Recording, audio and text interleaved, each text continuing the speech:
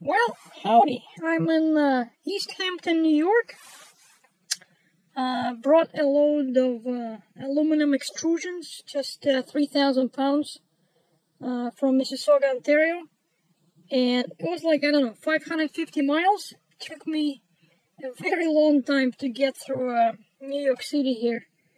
Unbelievable. I don't think I'm gonna come back again. I think this is my second time, second trip I did here. And it's always, too much stress, even though the load pays good.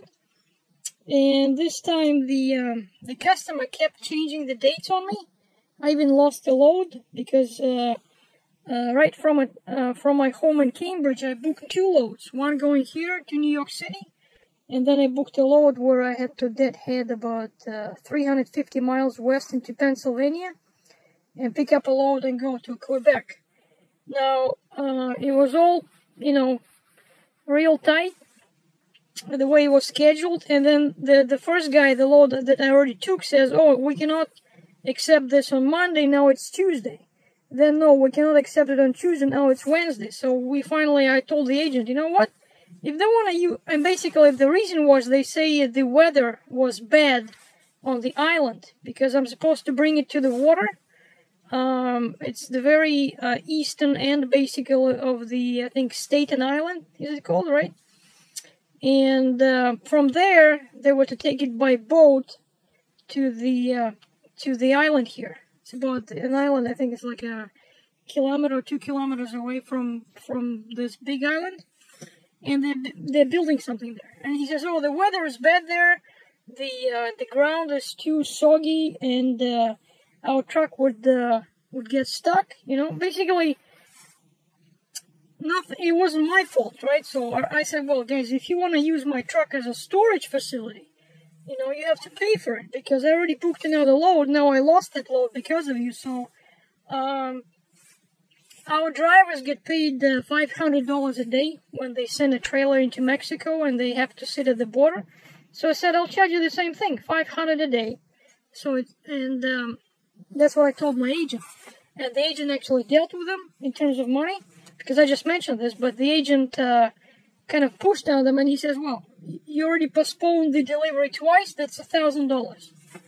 And, and of course, then I called the second load, had to tell them that I cannot do it. And now these guys evidently didn't want to pay $1,000. So now they call me and they say, hey, it's okay, Tuesday, 7 o'clock. I said, what? I cannot be there at 7. I can be there at 9, like you said. Anyway, so I get up at like 4:45 this morning at a TA truck stop in Columbia, New Jersey. And it was supposed to be a 3-hour drive.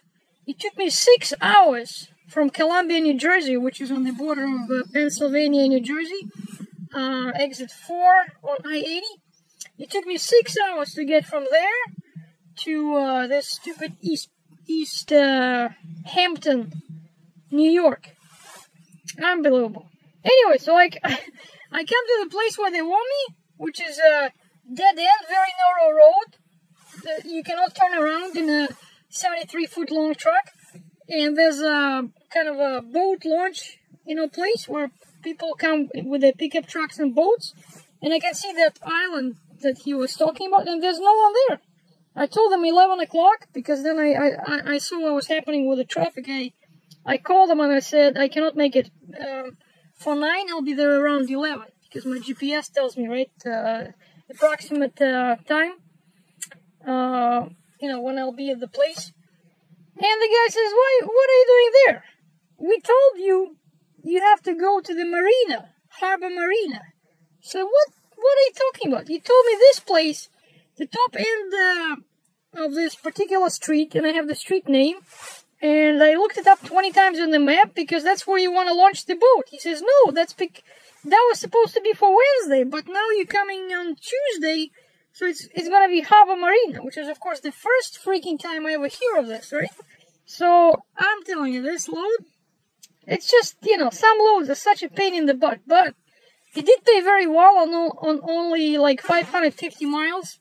The gross was about $2,000. The gross, not for me, but for the whole company, which is still amazing, right? And now I spent about 3 hours at the laptop here, found Starbucks, and parked my truck in a free parking area here. So found Starbucks, they have internet, Wi-Fi, boom boom.